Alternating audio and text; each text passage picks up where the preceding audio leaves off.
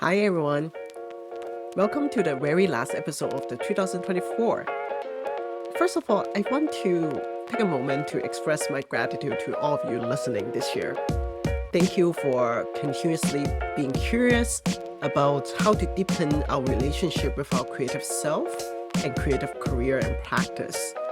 Whether you are listening to this episode at the beginning of the 2025, at the end of 2024, as you reflect on this past year and look out to the future, I hope and trust that you celebrate that curiosity of yours and continue to connect with yourself on your creative path. Today's episode is one of a kind. You know that I'm all about lifting the curtains and taking you behind the scene. But nothing feels more like behind the scene and bringing my own true self than bringing my very own coaching teachers to the podcast.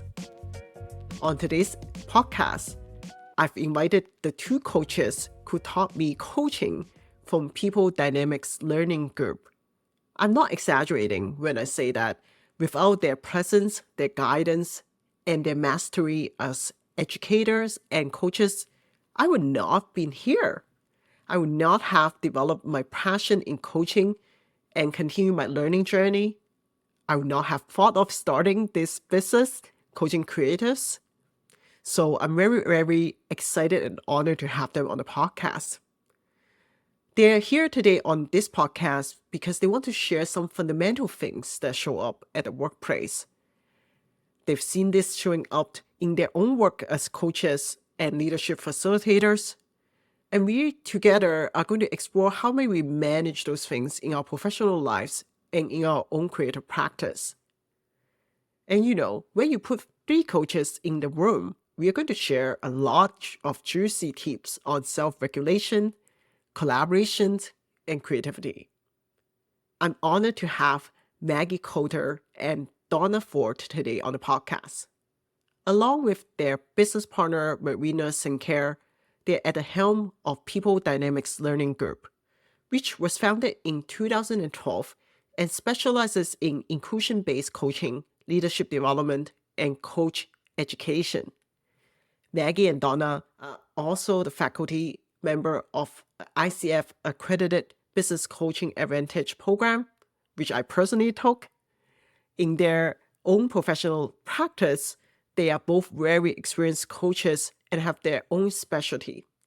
We'll hear more about their individual specialties and expertise in this interview.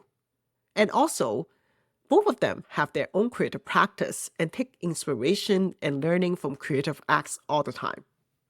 So without further ado, let's dive into this conversation. Welcome back to another episode of the Everyday Talent Podcast. I'm your host, Betty. I know that I always say at the beginning of any interview episode that we have very special guests here, but today truly we have two very special guests here that are dear to my heart. We have Donna and Maggie here. Donna and Maggie, can you introduce who you are and what you do? Let's start with Maggie. Sure. Happy to be here. Thanks, Betty. So I'm Maggie Coulter. My pronouns are they, them, and I am a principal partner of PeopleDynamics Learning Group. And we specialize in trauma-informed, inclusion-based, systemic leadership development and coach education. And in addition to that, I've been a leadership coach for coming on 16 years. And delighted to be here. Thank you. And Donna? And my name is Donna Forde. My pronouns are she, her, and I'm also one of the principal partners at PeopleDynamics Learning Group, or PDLG for short. As Maggie mentioned, we do a lot in the space of supporting leaders to have meaningful conversations through a coaching and candid lens. And in addition to my work with PDLG, I'm also an organizational team, relationship, and leadership coach. I've been in the space now for almost 25 years. And as I say, that number is starting to get frighteningly large. But it's work that continues to excite me, and I get the great opportunity to meet amazing people like you, Betty. So thrilled to be here. I'm thrilled to have both of you. And now is the time that I tell the audience I took the course, like now thinking back in the last 4 years with the PeopleDynamics Learning Groups, and Donna and Maggie are my teachers for training me to become a coach. And part of the reason why I started any of this and having this podcast. So I'm grateful to have your presence here and being able to publicly thank you on this podcast. And I was very excited when you both approached me and said, let's have a conversation. And one of the things, as you both point out, that you do, other than training coaches, and are facilitating organizations and individuals to have meaningful conversations. Why is that particularly important right now? And what's your particular perspective when you said having candid conversations? One of the things that we know about being in a relationship, be it in an organizational sense or in a personal sense, is conversations are our lifeblood. You can always tell the quality of a relationship by the quality of the conversation. And especially post-pandemic, we've noticed that the skill to be able to have candid conversations for some of us has gotten harder because we live in a world where it's more divisive now than ever, divisive almost on every front, politics, socially, economically, ecologically. And for people to be able to sit in front of each other and have difficult conversations and still be able to keep the relationship moving forward after the difference is become harder and harder. And so for us, it's become really important to help create spaces and help individuals learn how to create spaces where they can have those meaningful, candid conversations. And when we say candid, it doesn't always mean that we're going to agree or even see the world in the same way, but it's a way for us to be able to see each other, see ourselves in each other, see what matters most to us. And then as a result of that, think about, so then what can we create? What do we share? Where do we have alignment? And as human beings, it's been my experience, no matter where you go in the world, we can always find something that brings us closer together than farther apart. But it starts with the willingness to be honest with ourselves and honest with each other. And that in this world today feels like a really important currency to have. I feel that. Maggie, do you have anything to add on the question? Well, first of all, I just thought, yep, she said it. It's all right there. So, And Too kind, too kind. the only things I would add is, one is that we know that everything that gets done at work gets done through conversation. So we know we have to be good at conversation, especially in the workplace, especially given the work that faces us in our world today, whether that's our own, sustainability and also the sustainability of the world. And something else that I tell people who come through our Business Coaching Advantage program, like yourself, Betty, is that fundamentally we're talking about communication. And whether we are leaders in a workplace, whether we're CEOs or whether we're middle managers, whatever, we all communicate with people. And so when we develop our coaching skills, what we're really doing is developing our capacity to listen better, to ask better questions, and to say things that are meaningful in conversation. And pretty well everyone can benefit from that. Yeah, I feel that. I think there's something universal about the need of having candid conversation, regardless of like which industry you work at, because whether it is at work or not, having a candid conversation with your friends, your loved ones, is all the more important now in an increasingly complex world. So, what are the key ingredients or the secret sauce of a very candid conversation? What a Maggie, great do you want to question. go first on this one? Yeah, well, we've put a lot of thought into this over the last few years, and I would say the one thing that always comes down to, for me and our organization, is around presence. And presence is such a small word, and yet it embodies so much.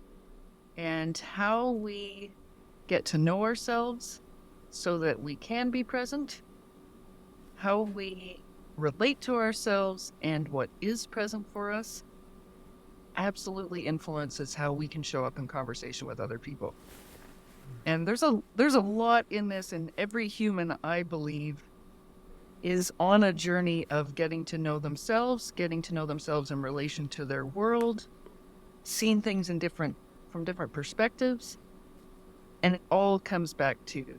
And so how do we show up? What's present for us? What can we notice that's present in the mix and in the context that we're seeing and the systems that we're operating with? What can we take out of that, work with? What's emerging there? So the basis, the foundation is around presence and all the things that each of us does and that informs our unique presence. And then we layer into that some different qualities and some different aspects. And so that I'm not doing all the talking, I'm going to turn that over to Donna. Can you share a little bit more about what comes around that presence? Yeah, well, Maggie really leaned into one of the key tenets, which is we start with what's happening now. That's what's present. And for a lot of us, we're often thinking about, I'm reacting now based on either what happened in the past or I'm reacting now based on what I think is going to happen in the future. And what we're inviting people through this presence practice is to notice and be open to what's here now. What's here now in terms of your thoughts, your feelings, what sensations are you aware of? What context are you in? And then attached to that is, can you be with what is right now and be okay with that? Be with it without judgment. Because for a lot of us, the second that we are becoming aware or increasing our awareness, we start judging or coding things as good or bad. And so another key part of our model is presence and compassion.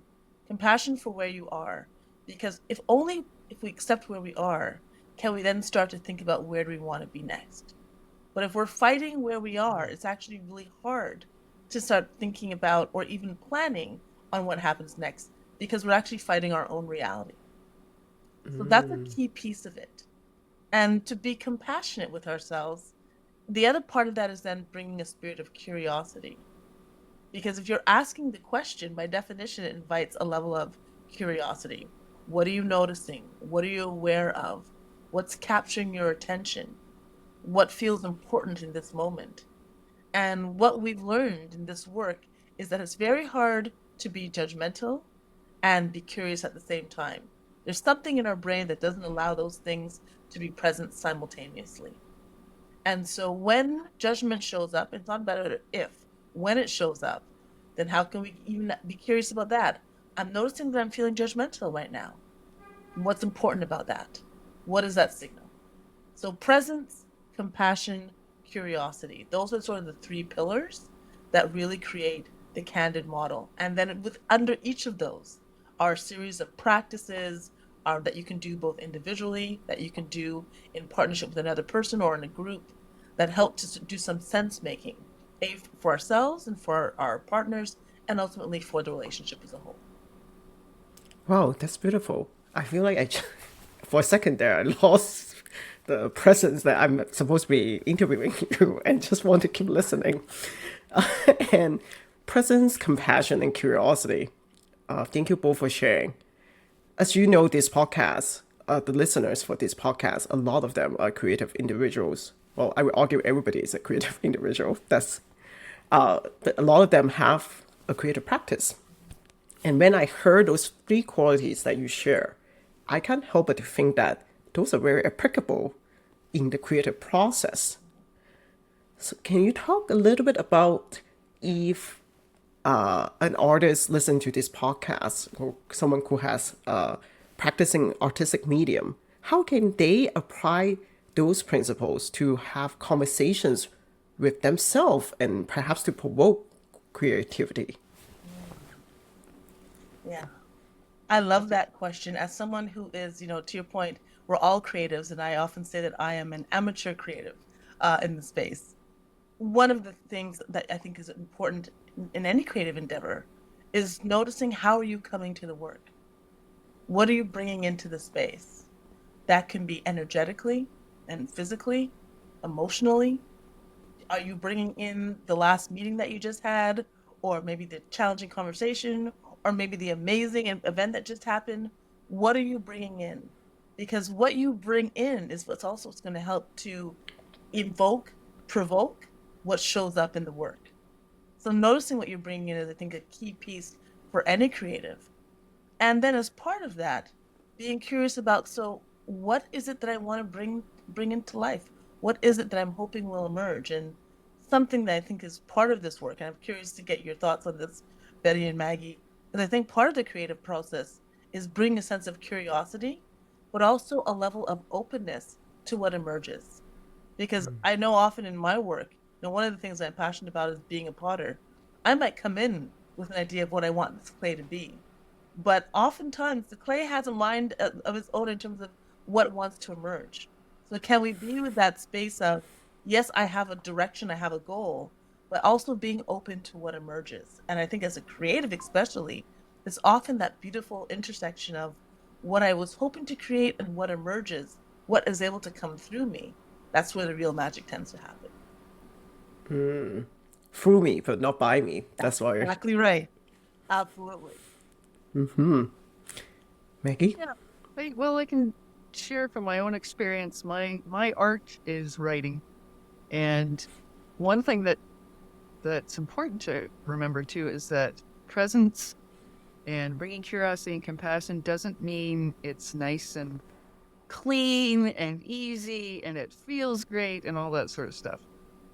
No, it does not. It often feels messy, confusing, and having written something just in the past week, and that process is so fresh for me because I started it off and then I went for a walk and then I came back and I started again, and no, that didn't, that still wasn't working. And it's staying in a place of trusting that something will emerge and trying things and seeing what comes as a result of that.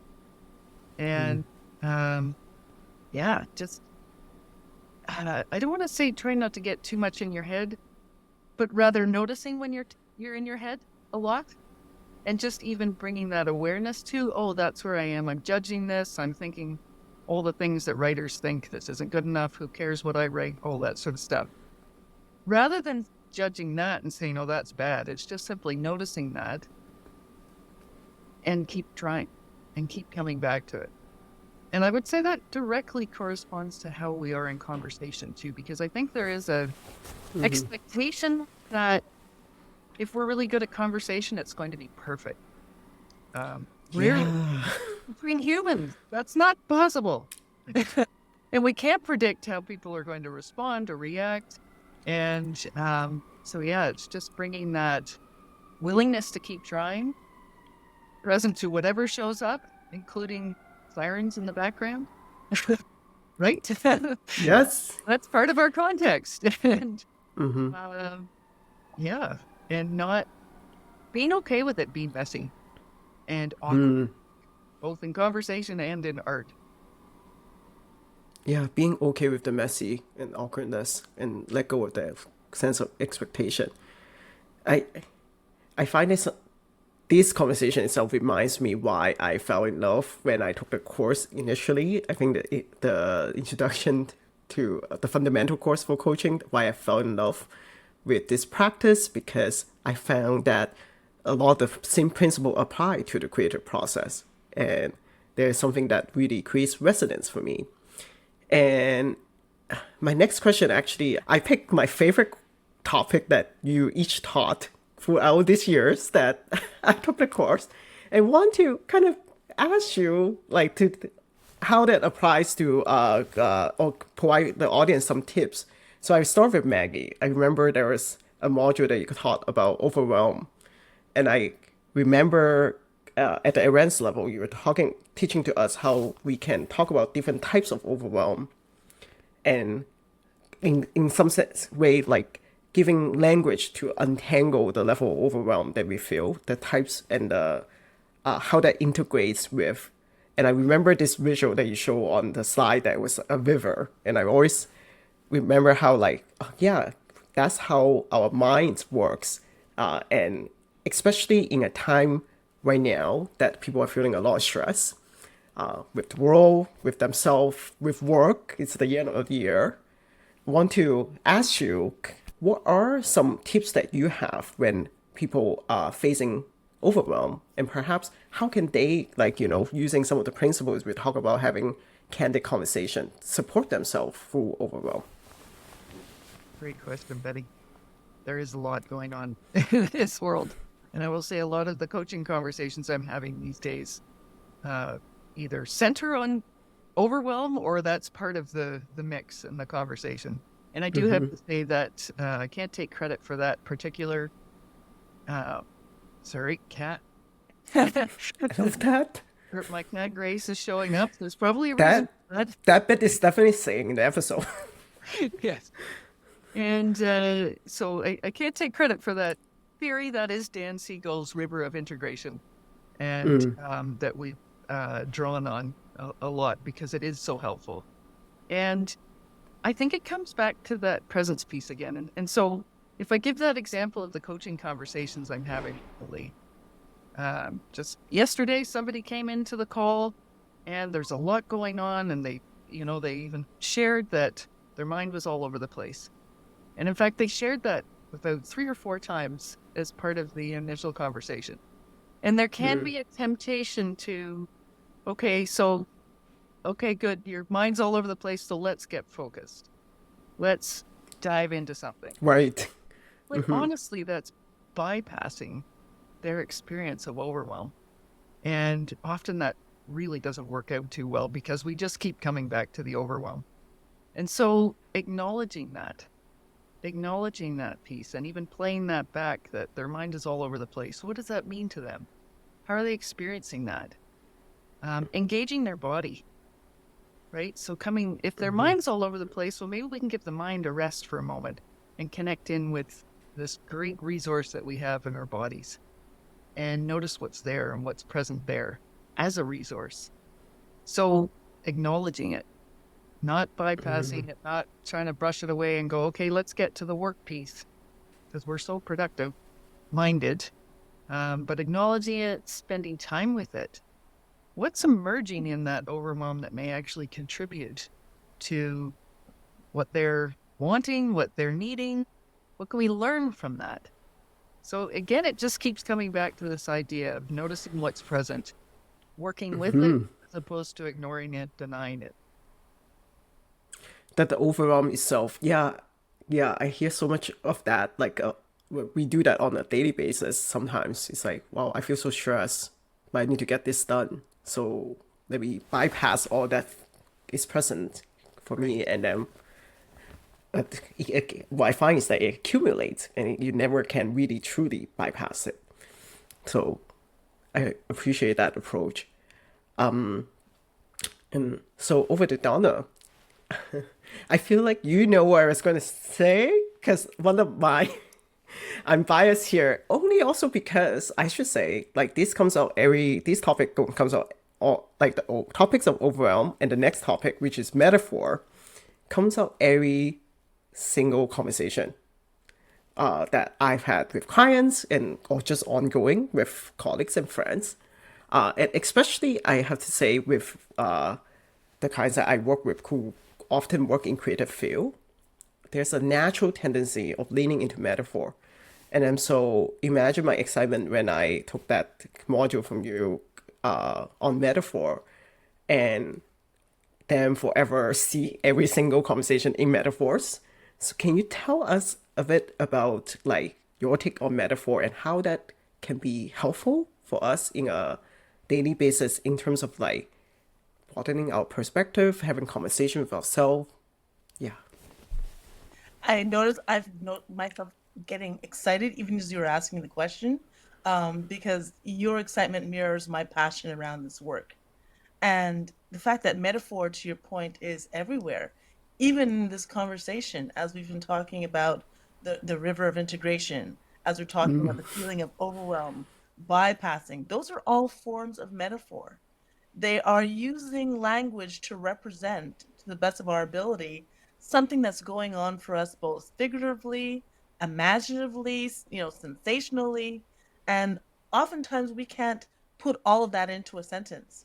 And so we try to make sense of something in comparison to something else. That's how we operate as human beings.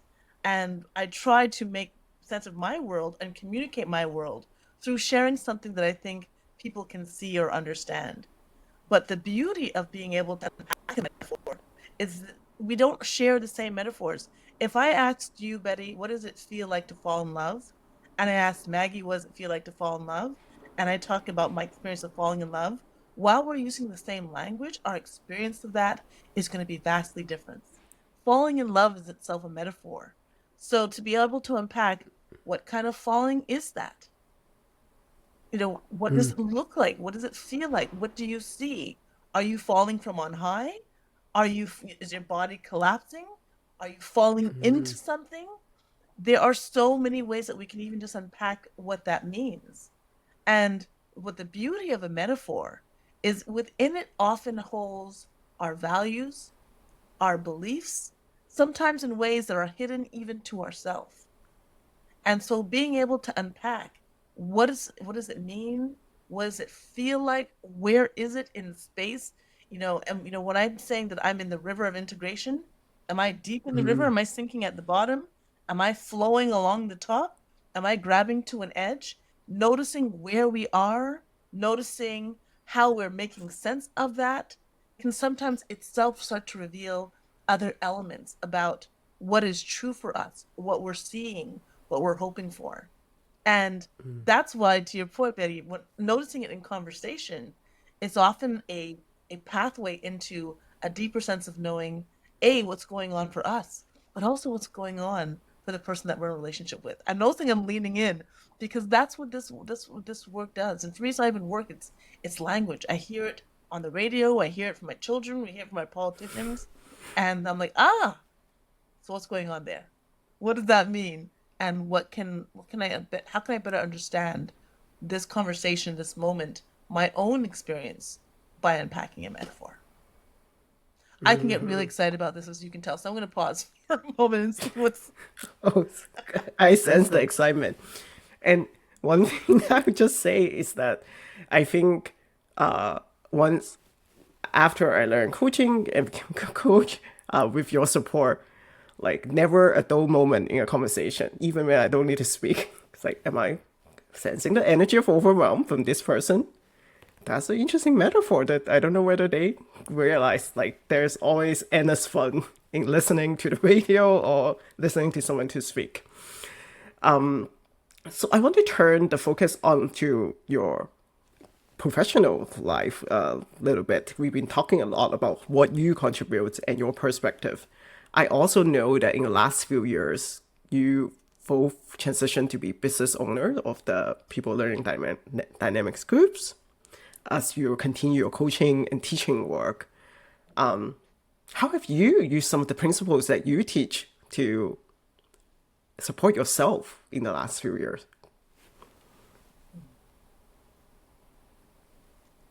I love your questions, Betty. We taught you well. These are good Yes. questions. I was waiting for someone to say that on this conversation. Because basically the A student, but you knew that you were an A student, but we just want to reiterate that. Yeah. Validated. And that feels like a big question because we teach a lot. And so my mind is going to all sorts of things like the river of integration, like those communication skills.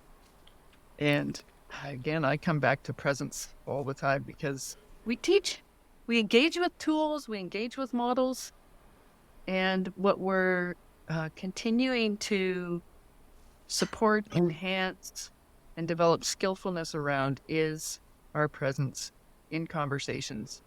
And so while we teach people that in a coaching context, for myself, and in addition, how we apply that in the context of leadership, I continue to draw on what we teach with others.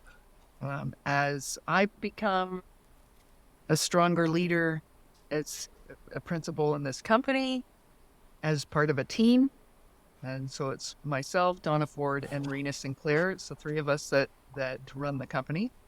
And it's hard to pinpoint, but everything that we learn and we teach is also applied to how we show up with each other. And I will say that this candidly model that we created and that we work with actually, in part, came from the conversations that Marina and Donna and I had, particularly when we first connected as business partners, which was also at the beginning of the pandemic. So there was a lot going on in our context. And we continued to draw on presence, curiosity, and compassion throughout that whole process. And as a result, we have emerged to be a very strong team. I say to everybody how grateful I am and thankful I am to know Donna and Marina, to be able to play with them in this space every day.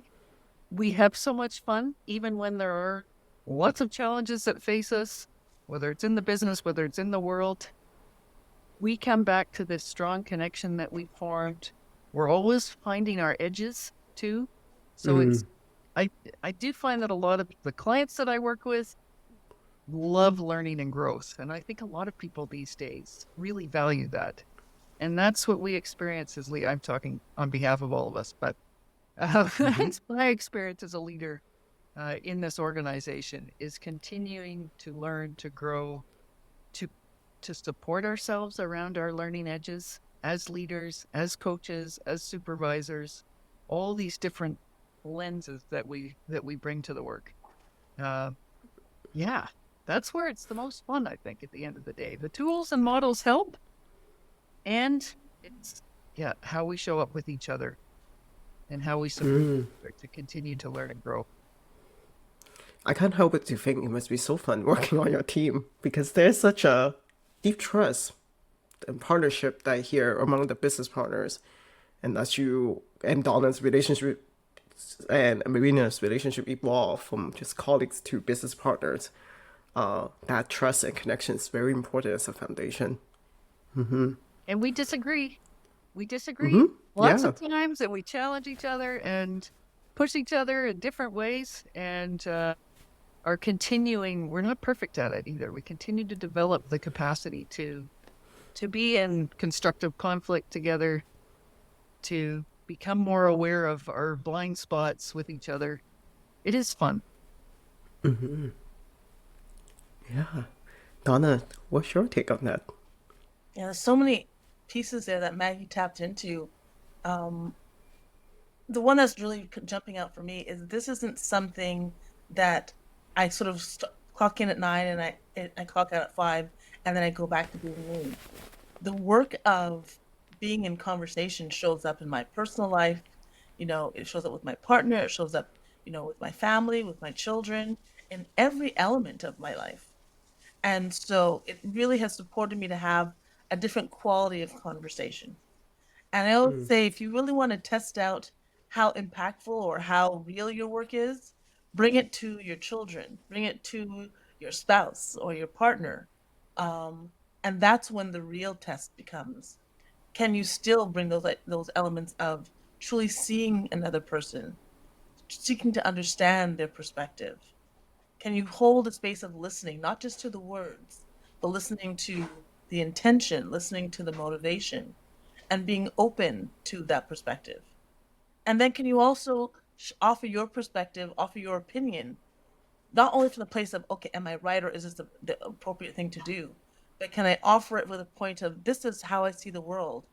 And what do you see or what do you hear in that lands that feels meaningful, that's important? So it's that piece shows up every day. And I also say my children have become some of my most important coaches because they've heard me asking them questions over the years. And now when those questions start coming back to me about, Boomerang. right? So I'm telling them, no, you can't do that. Well, can you help me understand why? What's important about the fact that I have to be home by 5 instead of 5:30? Let me tell you, there's some deep breaths that I've had to take. But there's a part of me, once I get past the parental annoyances, I'm proud of them. Because I think that mindset is going to serve them well in their relationship and with their friends going forward. So it's also about how are we fostering that level of connection. And that means a lot to me. So I am deeply proud, not always in the moment, just for the record. That's what I mean, that this is not what I do, it's who I am. and it's how it impacts every element in every relationship in my life.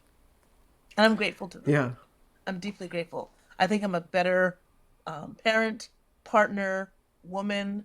I think I'm able to navigate this world in a much more effective way because of the work of coaching and candidly. And I'm deeply, deeply grateful to Marina and to Maggie for creating a space where I feel safe. I have a place to land. And I think that's important for all of us is creating those spaces, creating those communities. If you don't have it naturally, finding ways to seek them out so that you can land and that you can have a space where you can just be who you are in the fullest expression of what that is. Oh, yeah. As you were sharing, Donna, I think about some of the conversations and messy conversations I've had with my family and my spouse. And I definitely would say over the last couple of years, sometimes I walk off and I was like, what happened to all my coaching principle in that conversation? Woof! It was about wanting to get right. And so I say that awareness sometimes can be a double-edged sword. It can be easier to practice these skills in the workplace first because they do require a bit of a nuance in your personal life. So there's other factors there to consider. But Thank you, Maggie, for giving us the permission and compassion there. Yeah, so I realized it just dawned on me that like I never asked the question. So what are all the different ways that folks can work with you? I think I've lost track, and also I know that individually you have your own coaching practice. So I just want to ask and hear the full list. What are all the different ways and what are the different types of clients that potentially can work with you as with the People Learning Dynamics group or individually with you as coaches? I'll try and boil it down a little bit. And then I'll give it over to Donna to expand. No pressure. We'll tag team that way. So we do work in leadership development and coach education. Those are the two pillars of what we do. What we bring to that is more unique, I would say, in our own unique lens is a trauma-informed approach, an inclusion-based approach, and a real awareness of the systems that we're operating in. So a very nuanced perspective into that. We feel that, particularly around the trauma-informed and the inclusion aspect, the inclusion-based aspects, is that,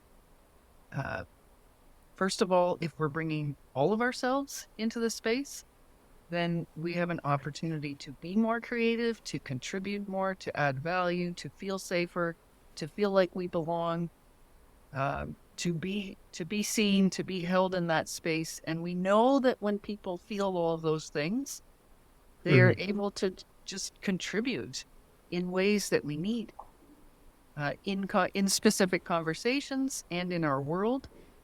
And so those are some areas that each of us have really leaned into. We have natural interests in those areas as well.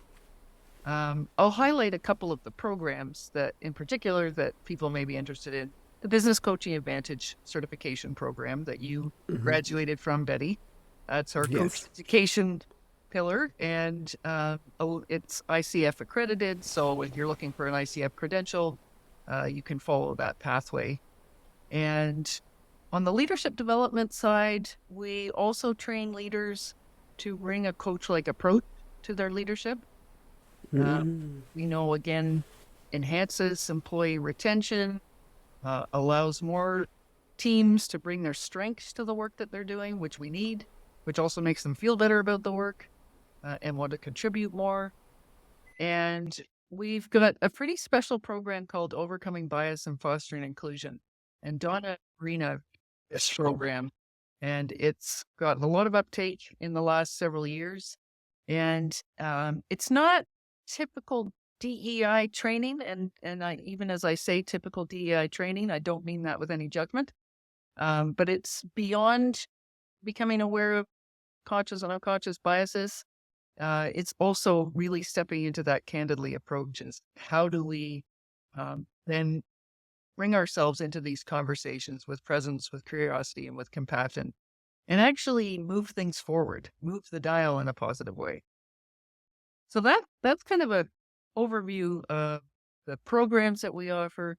We also do executive coaching. and with those lenses. So the trauma-informed, the inclusion-based, and the systemic lenses, which we feel is really necessary, particularly for today's leaders and also the leaders of tomorrow, in order to support them navigating these very complex contexts where mental health is a key factor in motivating teams and being able to connect with them. And and so we all as faculty have our own coaching practices, and and really that it all sort of blends together. But that's the overarching. I think that's fair. Uh, look at our company and what we do. I do want you to also talk about your own. I know, Maggie, you do career coaching as well, and you have a very special lens to it. Like, so what is your offering as an individual coach? Thank you, Betty. Yeah, so I do trauma informed career and leadership coaching, and I specialize in that area because I know that people who have experienced particular kinds of past trauma are, in a lot of cases, it's less of the capital T trauma, the wars, that kind of thing. It's more childhood trauma, workplace trauma, and how that can impact a leader and their confidence in particular. And there are a lot of great leaders out there. Um, Maybe they're introverts. Maybe they've been impacted by things in the past that hold them back a little bit. But we need their voices. We need their compassion. We need their empathy. We need their understanding. We need their wisdom, and we need their intelligence. And so, as you can tell, I get really motivated by supporting those leaders in particular, and bringing that lens to the work so that they can see themselves in a new light, uh, with far less shame, more confidence, and be able to have a greater impact. And Donna, after that excellent summary, do you have anything to add, and also about your individual practice? They did such a great job of providing a really holistic overview of what we do and how we approach it. I'll say maybe just a couple of things. If people are wondering, so then what is my entry point if I wanted to work with or partner Yes. with? You might be someone who, as an individual, is looking to figure out what do you do next in your career? How do you navigate this current stage that you're in your work? As a creative, maybe you're trying to unpack how do I want to show up? How do I want to, make a contribution to this world through my work? And are looking for a place to be able to unpack, do some sense making, maybe brainstorm, maybe sort of explore some of the things that are holding you back. That kind of one-on-one coaching is a place where we have a lot of our offerings that we do in addition to the programs that we offer. We also work with pairs, couples, entrepreneurs in business and in life. So oftentimes people, in the business sense, might be, facing struggles in terms of how can you work together more effectively, or might be ready to dream big about who and how do we need to show up both in our partnership and for our business. And so we do offer some what we call relational coaching or relationship coaching with partners in business. And sometimes those partners in business can also be partners in life. And how do you navigate through and dream into what you want to create in the world, and also work through the inevitable challenges and conflicts, because every great creative relationship will all by definition have its own levels of stickiness and messiness. And how do you work through that and protect the relationship? And then you might Oh, be in a team. This could be a team in a work sense. This could be a team in a community sense. And when we say team, we're really talking about a group of individuals who are working towards some form of common goal. And as all of us know, anytime that you put two or more people into a situation where you're trying to create something, things can get really interesting. Teams can bring out the best of us. If any of us think about any of our favorite musical groups, be it U2, the Supremes, I'm dating myself, by the way, even just naming those groups. But when you think about some of our favorite musical groups, they're often known as much for what went on behind the scenes as they are for the beautiful music that they created. And so our work as coaches is to be able to help groups navigate through the inevitable stickiness, messiness, drama that shows up, and figure out what's the real sweet spot that's going to enable the group, the team, to get to the goal that they're trying to achieve. How do you deal with interpersonal dynamics? How do you get clear on what your goal is? How do you ensure that you're each playing to the best of your ability, playing from your place of strength? How do you feel safe to bring up issues when things get messy? And how do you ensure that collectively you're creating those spaces for conversations, that we don't start to triangulate or have a pair here or a peer there? I will say teams, just like our families, can bring out the best and bring out the worst in us. And so a coach can create and facilitate those conversations in a way that allows you to move forward and protect the relationship, as well as ensure that you're getting to the outcome that you're trying to achieve. So those are some of from the pillar of working with groups, that coaching piece, those are some of the ways that we engage with people. Oh, I love that you introduced your offering from two dimensions, and I we definitely include the links of the your business and how to work with you and all the relevant links in the show notes. I do have like one last burning question before we go, and I get this. I'm sure that you also get this from your clients because they like when we coach them on their how they manage overwhelm, how they manage their productivity, they get a little curious about the behind the scenes of their own coaches and they would get curious about my routine. So I am so curious and I'm game to share mine as well. Like what are kind of daily things or daily habits that you might do at the beginning of the day, at the middle of the day, at the end of the day? What are your favorite go to manage yourself? And I know that you alluded to also your creative habits. So go wild. What are some of your favorite things to do on a day to day to manage yourself? Well, I will share that I have what I call a grace practice. And um, I feel like it's more relevant than ever these days because there's so much pressure that we're under. And all of us are under a lot of pressure, coming from all different aspects of our lives. And there's three tenets of that practice. One is starting with choosing silence. So when I'm in the car driving somewhere, I turn off the radio. I don't listen to music. I allow that to be my space of silence. And, or even just, the TV's right there, sitting down in front of the TV and not turning it on just yet. Giving 5 minutes of silence and 5 minutes of space. The beginning of the day, I start with the same thing.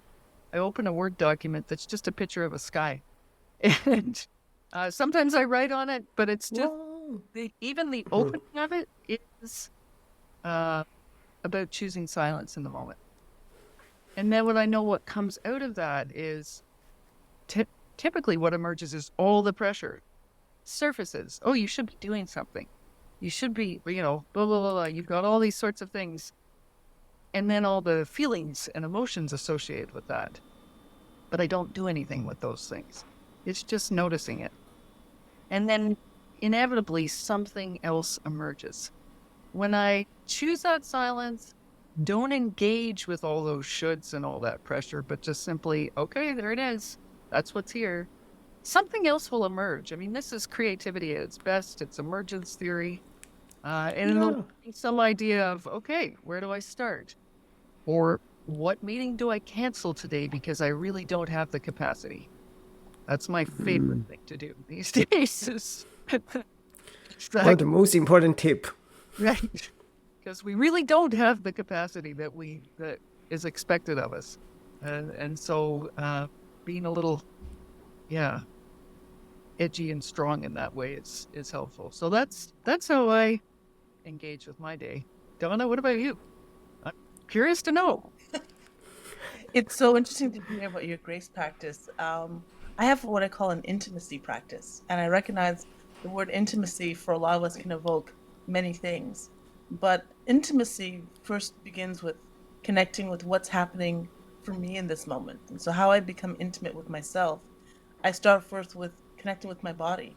And so, every morning and every evening, I find a song that I like. Maybe it's a song that's been playing in my head. Maybe it's something that I noticed during the day, and I just let my body move. So, some might call it dancing, but really for me, it's a movement practice, letting my body move to whatever is there. And something really interesting happens when you let your body just unfold in space, noticing where the tension is, noticing where the flow is. Sometimes things will start to emerge in terms of, I didn't recognize that I'm feeling a tightness in my stomach.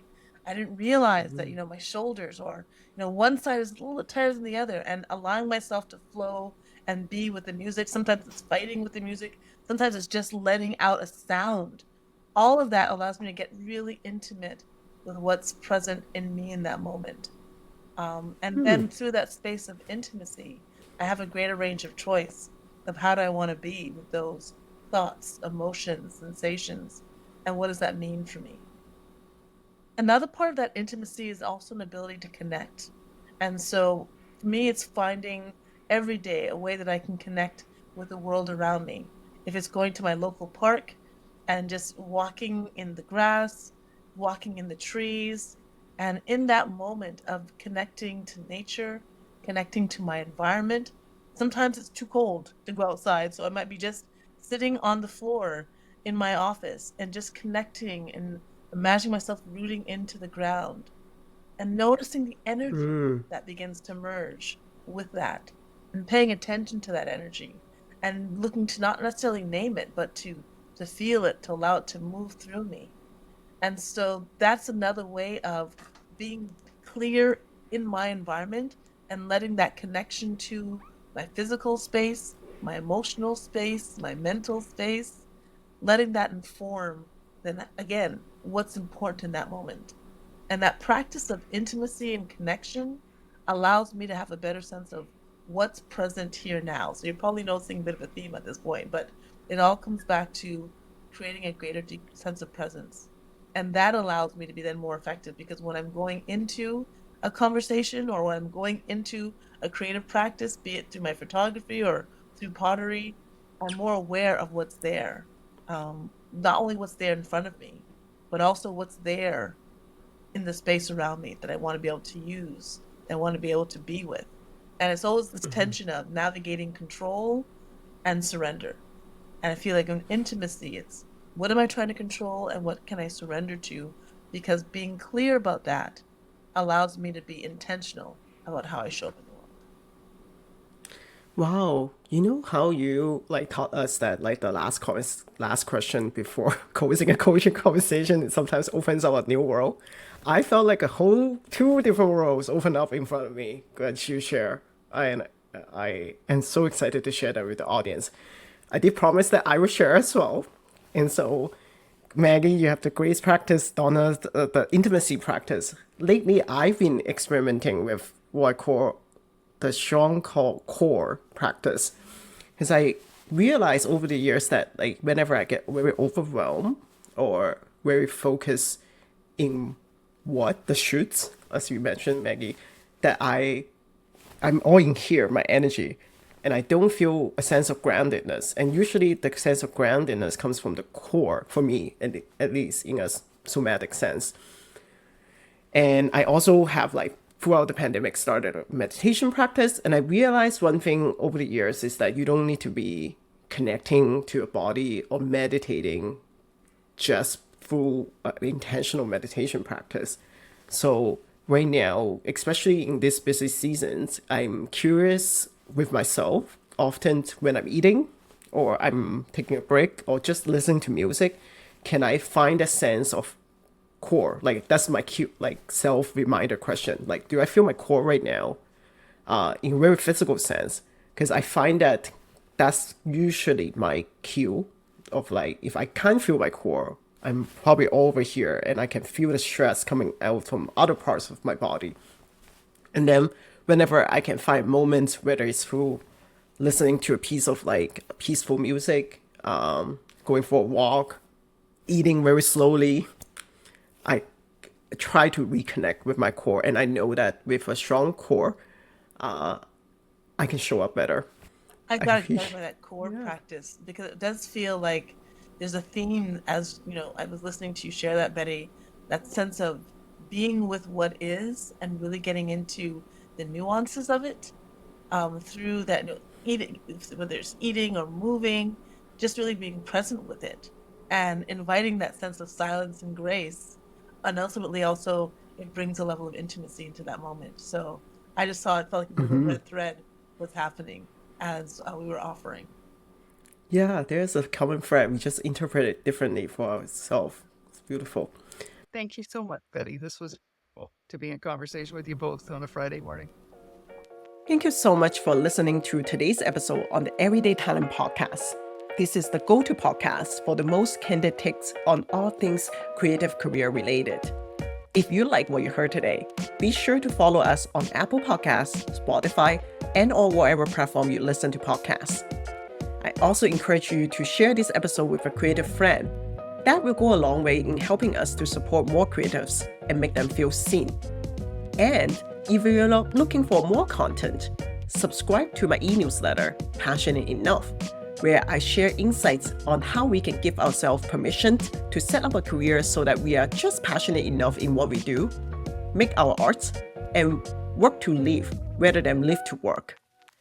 And if you're looking for one-on-one support, I also have 2 one-on-one coaching programs dedicated to support creatives looking for mindful reinvention in their career and or go beyond aimless hustle in their freelancing. Check it out in the show notes and book a free consultation call today. May we build a creative career that nourishes our life and not sucking our soul. See you on the next episode.